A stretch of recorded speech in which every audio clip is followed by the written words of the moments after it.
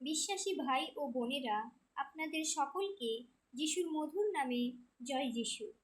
আসুন দেখে নিই প্রভু যিশু কেন জন্মগ্রহণ করেছিলেন। যোহনের 6 অধ্যায়ের 38 পদে লেখা আছে, কারণ আমি আমার খুশি মতো কাজ করতে স্বর্গ থেকে নেমে আসিনি, যিনি আমাকে পাঠিয়েছেন তার ইচ্ছা পূরণ করতে এসেছি। অর্থাৎ আমাদের স্বর্গীয় পিতা, পবিত্র পিতার ইচ্ছা এই যে তার সৃষ্ট মনুষ্য সন্তানদিগকে পরিত্রাণ দেওয়ার জন্য পুত্ররূপে জন্ম নিয়েছেন। যোহনের 6 অধ্যায়ের 39 পদে লেখা আছে, যিনি আমায় পাঠিয়েছেন তার ইচ্ছা এই যে যাদের তিনি আমায় দিয়েছেন তাদের একজনকেও যেন আমি না হারাই, বরং শেষ দিনে যেন তাদের সকলকে আমি উদিত করি। অর্থাৎ ঈশ্বর সৃষ্ট এই জগৎ ও মনুষ্যকে পৃথিবীর জাগতিক পাপ থেকে উদ্ধার করার জন্য এবং শেষ দিনে পুনরুত্থান করার জন্য আসিয়াছেন।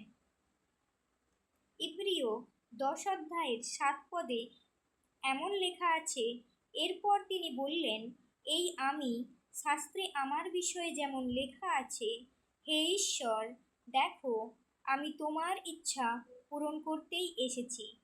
অর্থাৎ পবিত্র পিতা তার সৃষ্ট জগৎকে ও মনুষ্য জাতিকে পরিত্রাণ দেওয়ার জন্য তার প্রিয় পুত্র, পবিত্র পুত্র প্রভু যিশুকে বলিদান দিয়েছেন।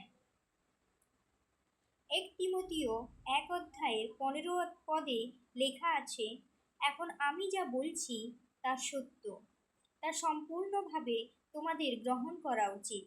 খ্রিস্ট যিশু পাপীদের উদ্ধার করার জন্য জগতে এসেছেন। অর্থাৎ প্রভু যিশু পাপীদের উদ্ধারকর্তা হিসেবে জগতে এসেছেন। হে বিশ্বাসী ভাই ও বোনেরা, এ জগতের সমস্ত পাপ প্রভু যিশু হরণ করতে এসেছেন। ইব্রিয় 9 অধ্যায়ের 26 পদে লেখা আছে, খ্রিস্ট যদি তাই করতেন, জগৎ সৃষ্টর সময় থেকে তাকে বারবার প্রাণ দিতে হতো। খ্রিস্ট এসে একবার নিজেকে উৎসর্গ করেছেন, সেই একবারেই চিরন্তন কাজের সমাপ্তি হয়েছে। জগতের অন্তিমকালেই খ্রিস্ট নিজেকে বলিরূপে উৎসর্গ করে লোকদের পাপনাশ করতে এলেন। অর্থাৎ প্রভু যিশু মনুষ্যকৃত সমস্ত পাপকে নাশ করার জন্য মনুষ্যরূপে এই পৃথিবীতে জন্মগ্রহণ করেছিলেন। যোহনের 12 অধ্যায়ের 46 পদে লেখা আছে, আমি এ জগতের আলো রূপে এসেছি, যাতে যে আমায় বিশ্বাস করে তাকে যেন অন্ধকারে থাকতে না হয়। হে বিশ্বাসী ভাই ও বোনেরা, তোমরা প্রভু যিশুতে বিশ্বাস রাখো এবং প্রভুর আলোয় অর্থাৎ প্রভুর দেখানো পথে চলতে থাকো এবং অন্ধকার অর্থাৎ পাপ থেকে দূরে থাকো। যোহন 18 অধ্যায়ের 37 পদে এভাবে লেখা আছে, তখন পিলাত তাকে বললেন, তাহলে তুমি একজন রাজা? যিশু এর উত্তরে বললেন, আপনি বলছেন যে আমি রাজা। আমি এই জন্যই জন্মেছিলাম আর এই উদ্দেশ্যেই আমি জগতে এসেছি, যেন সত্যের পক্ষে সাক্ষ্য দিই। যে সত্যের পক্ষে আছে সে আমার কথা শোনে। অর্থাৎ সর্বদা সত্যের পথে চলা উচিত। হে বিশ্বাসী ভাই ও বোনেরা, সর্বদা সত্যের পথে চলো ও ঈশ্বরের কথা শুনে বা তার বাক্য মতো চলো, কারণ যে প্রভুকে ভালোবাসে সে কখনোই প্রভুর ইচ্ছার বিরুদ্ধে কাজ করে না।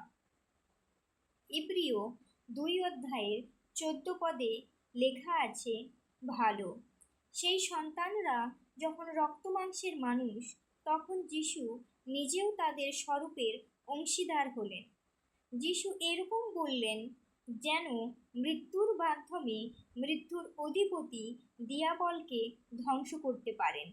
অর্থাৎ যেমন কোনো জাগতিক পিতা বিপদকালে তার সন্তানকে ত্যাগ করতে পারে না, ঠিক তেমনি আমাদের স্বর্গীয় পিতা তার মনুষ্য সন্তানদের ত্রাণকর্তা হিসেবে রক্তমাংসের শরীরে জন্মগ্রহণ করলেন।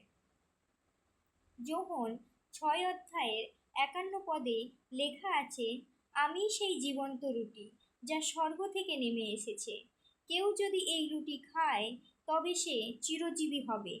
যে রুটি আমি দেব তা হলো আমার দেহের মাংস। তা আমি দিই যাতে জগৎ জীবন পায়। অর্থাৎ হে বিশ্বাসী ভাই ও বোনেরা, প্রভু যীশু হলেন সেই আত্মিক ভোজন যাকে স্বর্গীয় পিতা আমাদের উদ্ধারকর্তা হিসেবে জগতে দিয়েছেন। তোমরা প্রভু যীশুতে পরিপূর্ণ হও এবং বাপ্তিস্মার মাধ্যমে পরিত্রাণ লাভ করো। মথি 2 অধ্যায়ের 1 ও 2 পদে এভাবে লেখা আছে, হেরোদ যখন রাজা ছিলেন সেই সময় জিহুদিয়ার বৈতলেমে যিশুর জন্ম হয়। সেই সময় প্রাচ্য থেকে কয়েকজন পণ্ডিত জেরুজালেমে এসে যিশুর খোঁজ করতে লাগলেন। তারা এসে জিজ্ঞাসা করলেন, ইহুদিদের যে নতুন রাজা জন্মেছেন তিনি কোথায়? কারণ পূর্ব দিকে আকাশে আমরা তারা দেখে তাকে প্রণাম জানাতে এসেছি। অর্থাৎ প্রভু যীশু হলেন সেই রাজা যার রাজ্যে কোনো দুঃখ, কষ্ট, রাগ, হিংসা থাকে না, যার সামনে পুরো জগৎ মাথা নিচু করে তার মহিমা ও প্রশংসা করে। হে বিশ্বাসী ভাই ও বোনেরা, সর্বদা প্রভু যীশুতে পরিপূর্ণ হয়ে চলতে থাকো। যোহন 3 অধ্যায়ের 16 পদে এভাবে লেখা আছে, কারণ ঈশ্বর এই জগৎকে এতই ভালোবাসেন যে তিনি তার একমাত্র পুত্রকে দিলেন, যেন সেই পুত্রের ওপর যে কেউ বিশ্বাস করে সে বিনষ্ট না হয়, বরং অনন্ত জীবন লাভ করে। অর্থাৎ ঈশ্বর জগৎকে এতই ভালোবাসেন যে তার একমাত্র পুত্রকে ক্রুশের ওপর বলি দিয়েছেন, যাতে আমরা বিনষ্ট না হই। হে বিশ্বাসী ভাই ও বোনেরা, প্রভু যীশুতে বিশ্বাস রাখো যাতে কোনোদিন বিনষ্ট না হও এবং অনন্ত জীবন লাভ করো।